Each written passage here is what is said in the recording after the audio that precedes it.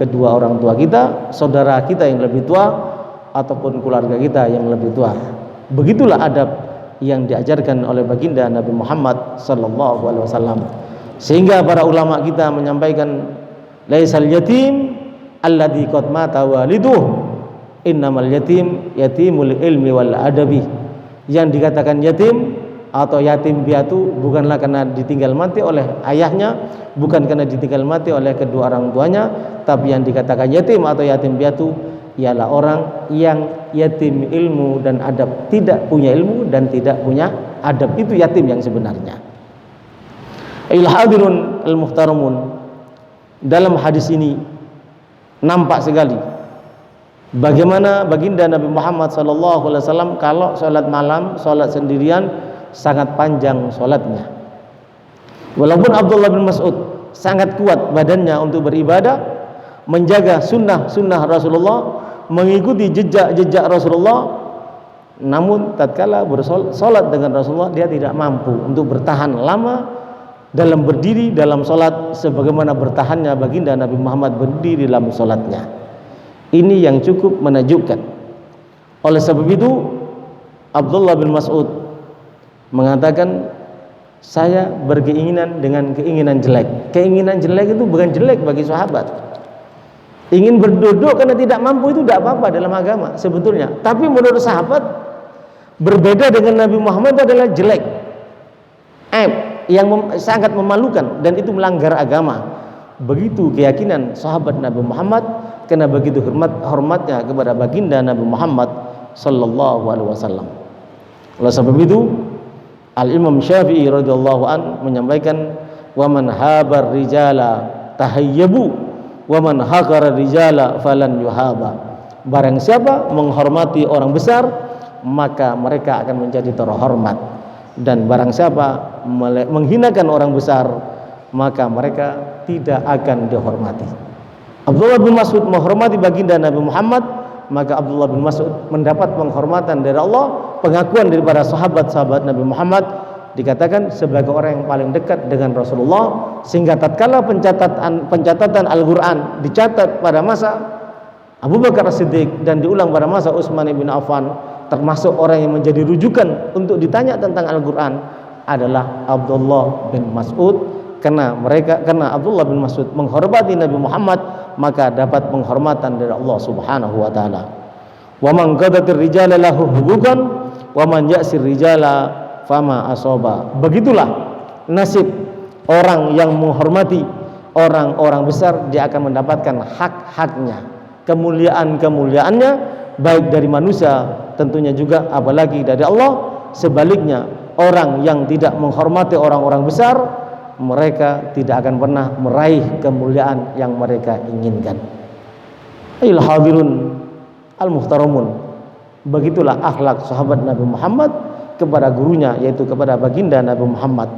Ternyata akhlak ini juga diikuti oleh para ulama-ulama kita, termasuk Imam Syafi'i radhiyallahu an, tidak mau membuka kertas dengan keras di depan gurunya Imam Malik, takut suara kertasnya terdengar oleh Imam Malik, berarti menyakiti dan mengganggu Imam Malik. Demikian juga para ulama-ulama yang lainnya, Al-Habib Ahmad bin Umar Al-Hinduan yang semasa dengan Habib Abdullah Al-Haddad, dia mengatakan, wa innama hurrimul ilma li qillati ihtiramihim li ahli ilmi. Rata-rata orang yang diharamkan untuk mendapatkan ilmu atau mendapatkan ilmu tapi ilmunya tidak barokah karena mereka tidak menghormati guru-guru mereka. Para imam, termasuk Imam Nawawi rahimahumullah, setiap berjalan mau belajar kepada gurunya dia bersedekah, dan sedekahnya itu diniatkan untuk gurunya dan untuk kedua orang tuanya. Lalu Imam Nawawi berdoa, ya Allah, Allah mustir anni aiba muallimi hatta la yagawaini lahu ala naqsatin wa la yabluuni dzalika anhu ahadun. Ya Allah, tutuplah aib atau kekurangan guruku hingga tidak terlihat oleh mataku kekurangan guruku, dan jangan sampai ada seorang pun yang menyampaikan kejelekan tentang guruku. Begitulah orang-orang besar menghormati guru-guru mereka. Ayyuhal hadirun al-muhtaramun, oleh sebab itu Al-Imam Nawawi juga tatkala diundang makan oleh gurunya, dia berkata kepada gurunya, Al-Kamal Al-Irbili, diundang makan, dia mengatakan, maafkan guruku, aku punya udzur syar'i. Tatkala ditanya oleh teman-temannya, apa udzur syar'imu wahai Imam Nawawi? Dapat keuntungan besar untuk makan dengan guru kita, kamu diajak makan bersama, kenapa kamu mengatakan punya udzur syar'i? Imam Nawawi mengatakan, akhafu an tasbaqa ainu syekhi ila lukmatin fa'akaluha wa ana la yash'ur.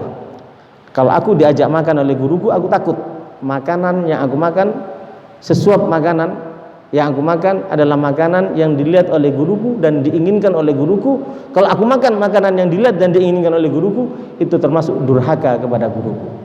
Begitu penghormatan para tabi'in, karena mereka belajar daripada guru mereka, tabi'inut tabi'in, dan mereka belajar dari gurunya, itu daripada sahabat-sahabat Nabi Muhammad dan sahabat-sahabat Nabi Muhammad. Mereka belajar daripada baginda Nabi Muhammad sallallahu alaihi wasallam.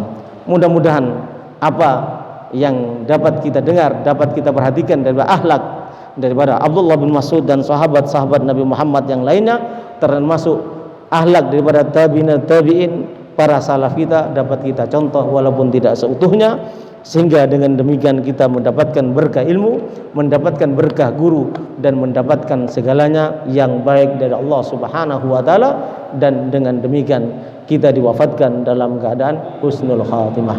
Ya Allah, biha ya Allah, biha ya Allah, biha ya Allah, bismil khatimah. Ya Allah, biha ya Allah, biha ya Allah, biha ya Allah, bismil khatimah. Ya Allah, biha ya Allah, biha ya Allah, biha ya Allah, bismil khatimah. Bijahi tahar rasul jud rabbana bil qabul wa hab lana kullasul rabbi istajib li amin rabbi fanfa'na bi barakatihim rabbi fanfa'na bi barakatihim rabbi fanfa'na bi barakatihim wahdinal husna bi hurmatihim wa amithna fi tariqatihim wa amithna fi tariqatihim wa mu'afatin minal fitani wa mu'afatin minal fitani. Bismillahirrahmanirrahim. Ya rabbana tarafna bi annana tarafna wa annana asrafna